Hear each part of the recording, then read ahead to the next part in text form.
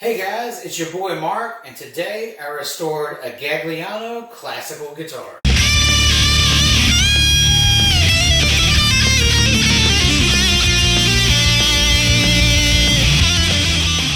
Alright, so if you guys have been keeping up with me, you'll realize that for starters, this guitar has been sitting in my studio for entirely too long. This thing has been collecting dust casually here for about a year and a half. This was a project guitar passed down to me by a very dear family friend of mine that's more like family than anything. He asked me to fix this guitar for his granddaughter because she wanted a guitar and wanted to learn how to play, and I very much hope when she gets this guitar back that she enjoys it and hopefully makes something out of it. So I did some research on this guitar. This is a Gagliano classic guitar, 1065. I had never heard of the Gagliano family of guitars or the Gagliano name in general, so I did some research on it and found out today that it is a vintage instrument. Yes, this guitar right here is a vintage instrument. The Gagliano classic guitar model 1065 was manufactured between the years of 1981 and 1984, which means this sucker is close to 40 years old, if not 41 years old. I don't know which year in general this exact guitar came out, but it's within that time frame, which is crazy to think about. This is actually a vintage guitar. Whenever you research Gagliano guitars and their instruments, you find that their story is very vague and there are discrepancies on this company and their instruments from site to site when you go research them. There's almost always a different twinge, a different twist on the story, or different facts about the same instrument on different websites. Like for this one, they say the model 1065 on one website that I visited, it said it was an entry-level student guitar. On another website I visited, it was considered a concert guitar. Which of these two it is, I don't know. Based on the feel of the instrument, I would be more leaning towards a student guitar, but I have no fact to back that up with. Now, when I received this guitar, it was in a state of general disrepair. There was a tuning peg missing from this side, from the left-hand side, and also on the left-hand side, there was a tuning machine, a peg here, that was cracked due from wear and, I guess, play, or just general neglect. And the fretboard was also very much not in good condition either. There was parts of the fretboard that were dried out and just turning white. Also, when it comes to the fretboard, the fret edges on the side of the guitar where the high E string is, those have been so mowed down, they're like smooth and flush with the wood. So it definitely does need a new fret job because these frets are so worn down. The binding on the neck is pretty much just been worn off in places over time.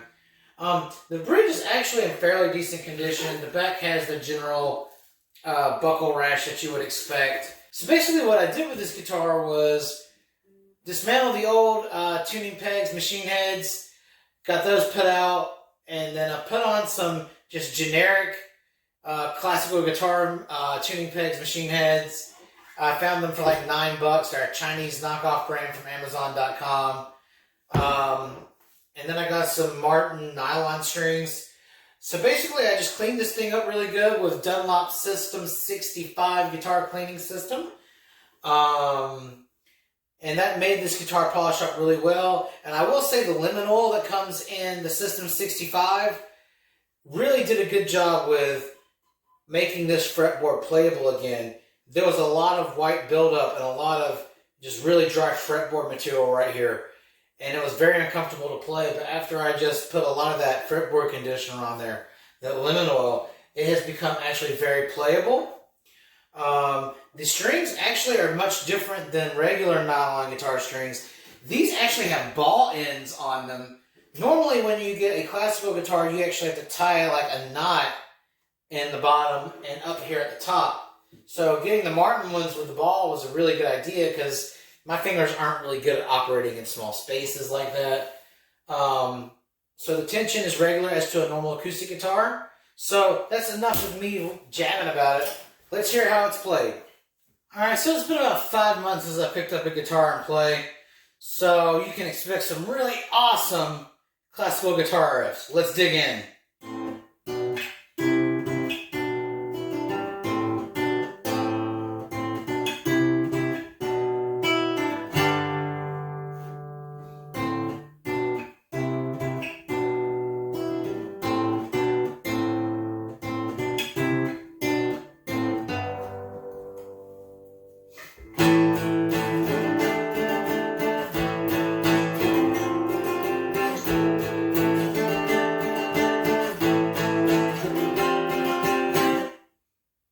Well, I don't think that song necessarily belongs on a classical guitar, but wait.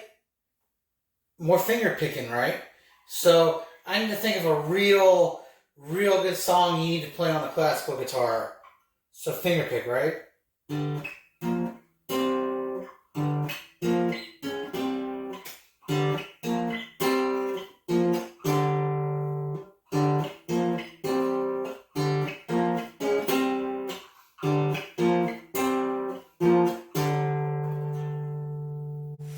I don't think that was it. Was that it? Was that classical? Oh wait, that was classical rock. All right. Well, I got one more. Don't turn away if you haven't turned away already. This is a real piece of classical guitar music.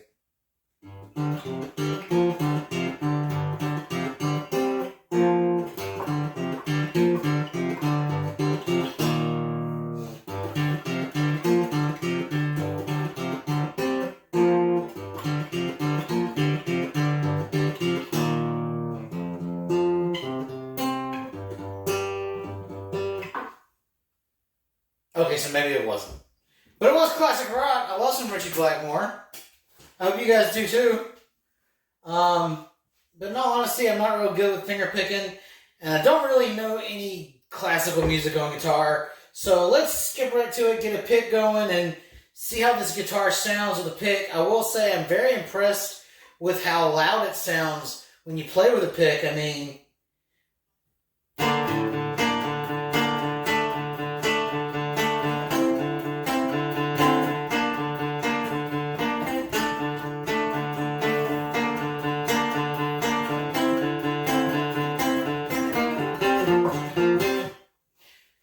that's kind of out there, and I didn't expect that kind of volume to happen with nylon strings, but, I mean, I can be impressed, I can be surprised, and,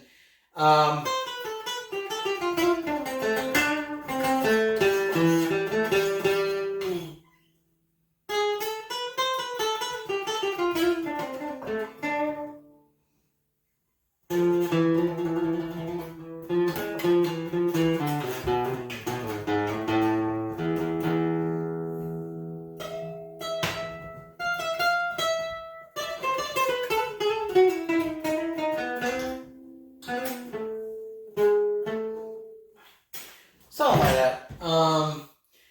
So overall, I feel like this is a very solid guitar. It was one hell of a find, really. You know, you go through your stuff and, you know, your friend happens to pass down a vintage guitar that I don't think he even knew was even vintage or was actually a piece of guitar history. But here it is, and I hope his granddaughter enjoys it. I've definitely enjoyed it. One thing I will like to point out on this is, one, this is a super lightweight guitar. The body, I would assume from looking at it, is a mahogany body with a spruce top, very well aged spruce top. But the one thing that I find odd about it is this neck is heavy. The body almost weighs nothing, but this is a super thick, fat neck. And the fretboard's also a bit wide too. I want to say it's wider than my Yamaha acoustic, but my Yamaha acoustic kind of has somewhat of a very thin, slim profile neck. And there's not a lot of sustain with nylon strings, or at least not in this guitar. But it was a lot of fun. It did present some challenges putting it together and taking it apart, what have you. But I was happy to do it. I'm going to be sad to see this guy go because it's been here so long. It's kind of been part of the room, but I hope his granddaughter enjoys it. I'll be back later on with some more great content. Y'all keep being great. See you soon.